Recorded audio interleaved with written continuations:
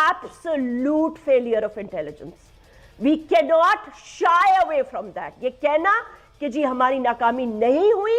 LOC पर चुपचाप पहुंचे पाकिस्तानी आर्मी के 30 से 40 लोग, नियंत्रण रेखा पर शुरू कर दिया कंस्ट्रक्शन। भारतीय सेना ने देखा तो कर दी फायरिंग, फिर दौड़ पड़े पाकिस्तानी। इंडिया आर्मी की तारीफ ही कर सकते हैं, पाकिस्तान आर्मी की तो बिल्कुल तारीफ के काबिल नहीं है जी। जैसे पाकिस्तान की तरफ से एलओसी के ऊपर कुछ मूवमेंट करने की कोशिश की गई, जहां पर वो एक बांडीपुरा सेक्टर के आसपास वहां पर एक जगह पे ये एलओसी पे कुछ बंकर बनाने की कोशिश कर रहे थे। चाइना पहले ही आपसे नाराज है, चाइना आपसे बार बार सिक्योरिटी मांग रहा है।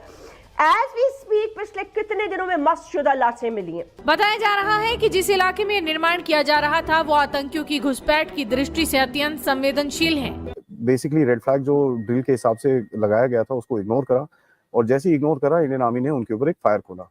तो उसको देख के ये 30-40 जितने भी पाकिस्तानी हैं ये उठ के वहां से भाग खड़े हुए।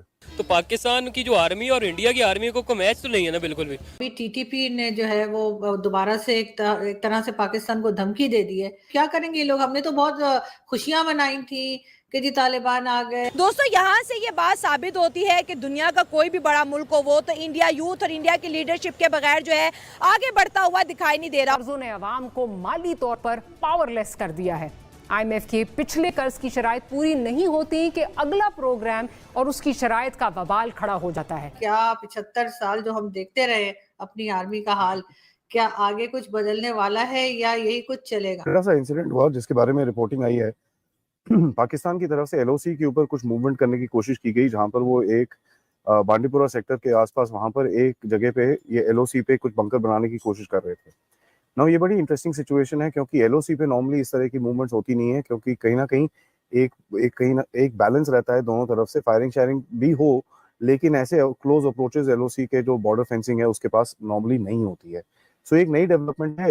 देखिए बांडीपुरा सेक्टर के आसपास, यहाँ पर एलओसी के आसपास पाकिस्तानी एक बंकर बनाने की कोशिश कर रहे थे। इंटेलिजेंस जो आई उसके हिसाब से पता चला कि भाई 30 से 40 पाकिस्तानी वहां पर सोल्जर्स कंस्ट्रक्शन मटेरियल लेके उस तरफ अप्रोच कर रहे थे।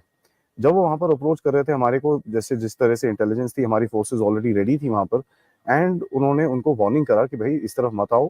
एज पर जो एक अग्रीड ड्रिल है दोनों कंट्रीज के बीच में, अग्रीड ड्रिल ये कहती है कि भाई जब भी ऐसा कुछ इंसिडेंट हो तो एक रेड फ्लैग दिखाया जाता है where the other side is feeling threatened, and जो पहली साइड होती है जो एक्शन ले रही होती है उसको ये समझ में आना चाहिए कि भैया नेक्स्ट अभी एक्शन ही कुछ गोली वोली चलेगी। इसी तरह पाकिस्तानियों ने भी उसको बेसिकली रेड फ्लैग जो ड्रिल के हिसाब से लगाया गया था उसको इग्नोर करा, और जैसे ही इग्नोर करा इंडियन आर्मी ने उनके ऊपर एक फायर खोला। और ये नॉर्मली वार्निंग शॉट्स होते हैं, इज नॉट टारगेटेड शॉट्स, तो उनके आसपास कहीं गोली वोली चलाते हैं वो। तो उसको देख के ये 30-40 जितने भी पाकिस्तानी हैं ये उठ के वहां से भाग खड़े हुए। ना ये चीज हमको बड़ा ध्यान से देखनी पड़ेगी कि भाई JNK में वैसे भी अभी इलेक्शन का टाइम है, और यहाँ पर कहीं ना कहीं एक इंस्टेबिलिटी क्रिएट करने के लिए पाकिस्तानी लोग, पाकिस्तानी आर्मी, पाकिस्तानी ISI और पाकिस्तानी एस्टेब्लिशमेंट बहुत ट्राई और कोशिश करती रहेगी। क्या 75 साल जो हम देखते रहे अपनी आर्मी का हाल, क्या आगे कुछ बदलने वाला है या यही कुछ चलेगा? आरजू, इस सवाल का जवाब देने से पहले ना मुझे एक वो लतीफ़ा याद आ गया कि एक बीवी अपने शौहर से कहती है कि फ़र्ज़ करें कि अगर मैं आपसे प्यार से बात करूं और आपसे 1 साल तक लड़ाई ना करूं। तो इसके ऊपर ना शौहर ने ज़ोर ज़ोर से हंसना शुरू कर दिया। तो बीवी ने कहा क्या हुआ है? तो कहने लगा मुझसे तो फ़र्ज़ भी नहीं हो रहा। तो ये जो बात है कि हमारी जो मिलिट्री इस्टेब्लिशमेंट है वो सियासत में मुदाखलत नहीं करेगी, तो आपको अच्छी तरह याद होगा कि जब जनरल अशफाक परवेज कियानी का दौर आया था तो बाकायदा अखबारों में हेडलाइंस लगी थी कि जनाब ISI का पॉलिटिकल विंग ख़त्म कर दिया गया है, आइंदा से किसी किस्म की पॉलिटिकल इंटरवेंशन नहीं होगी, कोई किस्म की हम सियासी मुदाखलत नहीं करेंगे। तो उसके बाद आपने देखा कि खुद बाजवा साहब ने इस बात का एतराफ़ किया कि वो फरवरी 2021 तक एक्टिवली पॉलिटिक्स में इन्वॉल्व रहे हैं। अगर ये एतराफ़ किसी दूसरे मुल्क में किया जाता तो शायद उनका कोर्ट मार्शल होता, लेकिन बदकिस्मती से हम एक ऐसी जगह पर रहते हैं जहाँ पर डेमोक्रेटिक रिवायात के कोई वो है। और दूसरा बाजवा साहब ने एक और बात की, सिर्फ उन्होंने ये कहा कि जनाब अब हमने इंस्टीट्यूशनली फैसला कर लिया है कि अब हम सियासत से दूर रहेंगे, और साथ उसी तकरीर में कह रहे हैं कि हमने अस्करी सिफारतकारी की, यानी वो अस्करी सिफारतकारी से मुराद ये है कि कभी मैंने शाह सलमान से मुलाकात की, उनसे जाकर पाकिस्तान के लिए पैसे मांगे, कभी मैंने चाइना के सदर शी जिनपिंग से मुलाकात की, उनसे जाकर पैसे के लिए मांगे।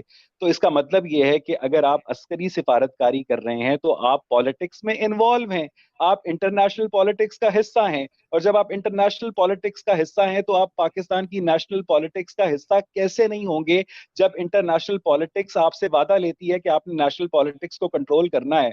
अगर तो मैं मान लूंगा जनरल आसिम मुनीर से कोई जापान का सफीर मुलाकात नहीं करेगा, यूरोपियन यूनियन का सफीर मुलाकात नहीं करेगा, लेकिन आज आप देखें कि उनकी जो आज स्टिक की पकड़ाने की तकरीब हुई है ग्राउंड में, उसमें गैर मुल्की सफीर भी खड़े हुए थे, उसमें मिलिट्री अताशीज भी थे।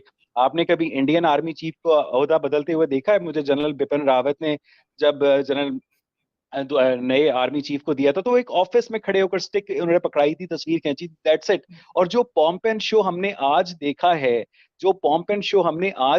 वो एक सरकारी अफसर की तब्दीली है और उसको पूरे पाकिस्तान में लाइव ब्रॉडकास्ट किया गया। मुझे नहीं लगता कि फौज जो है उसने माजी की गलतियों से कोई सबक सीखा है, जिसका मोस्ट रिसेंट एग्जाम्पल आजम सवाती का दोबारा से उठाया जाना है। आरजू बिल्कुल, लेकिन अब आगे होगा क्या? आजम स्वाति साहब को मतलब छोड़ देंगे या वही सॉफ्टवेयर अपडेट जो किया जाता है वो होगा? साथ साथ कमर जावेद बाजवा साहब, जनरल कमर जावेद बाजवा साहब के एसेट्स की भी बात हो रही है और अहमद नूरानी की एक रिपोर्ट भी आई है, उस पर क्या कहेंगे? और इससे पहले हम आसिम सलीम बाजवा की रिपोर्ट भी देख चुके हैं जो उन्हीं जर्नलिस्ट की बनाई हुई है। बात है कि बार बार रियासत मदीना की बात की जाती है, बार बार इमरान खान का तो ये एक टैग लाइन है, बार बार इस्लामी रिवायात की बात की जाती है। लेकिन मजे की बात यह है कि इस्लामी रिवायात में आप खलीफा से चादर का हिसाब तो ले सकते हैं, लेकिन आपने इस बात को असर्टेन किया है कि आप सिपा सालार से और काजी से उसके असासों का हिसाब नहीं ले सकते। मुझे नहीं पता इस बात में कि अहमद नूरानी साहब की रिपोर्ट में किस हद तक सदाकत है। वैसे तो वो एक क्रेडिबल जर्नलिस्ट हैं, लेकिन आप एक मिनट के लिए फर्ज कर लीजिए कि अहमद नूरानी साहब गलत कह रहे हैं, लेकिन बारे सबूत उसके ऊपर है जो इस बात का